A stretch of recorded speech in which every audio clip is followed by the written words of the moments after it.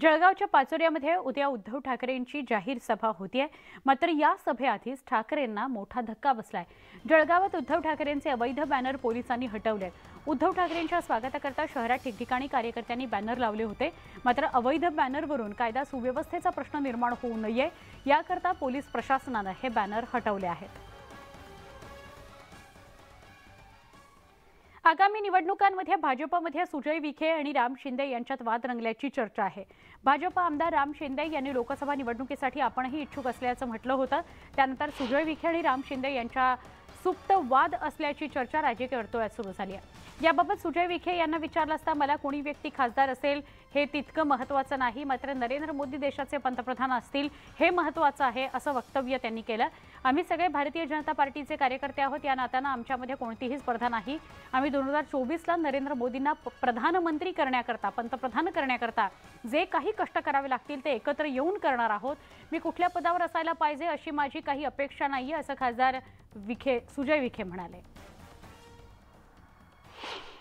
सुजय विखे किंबहुना कोणी पण व्यक्ती खासदार असणं तितकं महत्त्वाचं नाही जितकं नरेंद्र मोदी पंतप्रधान होण्याचं। आम्ही सगळे भारतीय जनता पार्टीचे कार्यकर्ते या नात्याने आमच्यामध्ये व्यक्तिशः मी हे मानतो की कुठलीही स्पर्धा आम्ही त्या स्पर्धेच्या लीगमध्ये नाही आहे। आमचं स्वप्न ध्येय 2024ला नरेंद्र मोदींना प्रधानमंत्री करण्यासाठी जे काही कष्ट करावे लागतील ते आम्ही व्यक्तिशः मी देखील करणार आणि करत राहणार। त्यामध्ये मी कुठल्या पदावर असलंच पाहिजे असे माझी काही अपेक्षा नाही। जवाहर एज्युकेशन सोसायटीच्या निवडणुकीवरून मुंडे बहीण भावातील राजकारण तापलंय। शिक्षण संस्थेतील चोरी लपवण्याकरता पॅनल उभं केल्याचा आरोप धनंजय मुंडेंनी केलाय।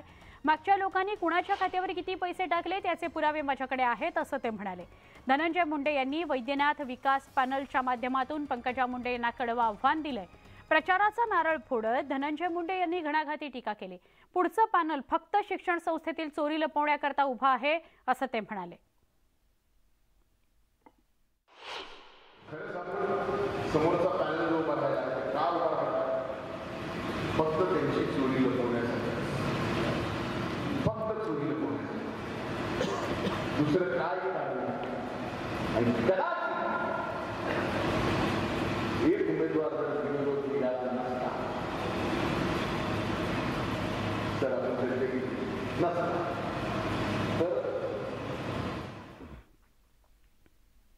संभाजीनगरमध्ये बसवेश्वर जयंतीनिमित्त आयोजित कार्यक्रमात केंद्रीय मंत्री डॉक्टर भागवत कराड, सहकार मंत्री अतुल सावे आणि चंद्रकांत खैरे एकाच व्यासपीठावर उपस्थित होते। यावेळी अतुल सावे यांनी लिंगायत समाजासाठी मुख्यमंत्री आणि उपमुख्यमंत्र्यांनी स्वतंत्र मंडळ निर्माण केलं तरीही कार्यक्रमाच्या पोस्टरवर त्यांचे फोटो नाही अशी खंत व्यक्त केली। यावेळी चंद्रकांत खैरे यांनीही सावे यांना बसवेश्वर यांचा पुतळा बसवण्यासाठी तुमच्या निधीची गरज नसल्याचं म्हणत त्यांना टोला लगावला।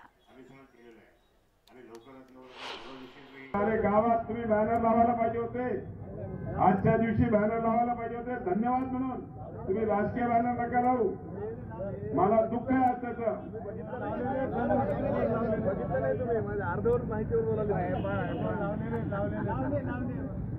अरे साहेब आमचे फोटो नाही, त्यांनी केलं त्यांचे फोटो टाका, त्यांचे फोटो आम्ही नाही केला।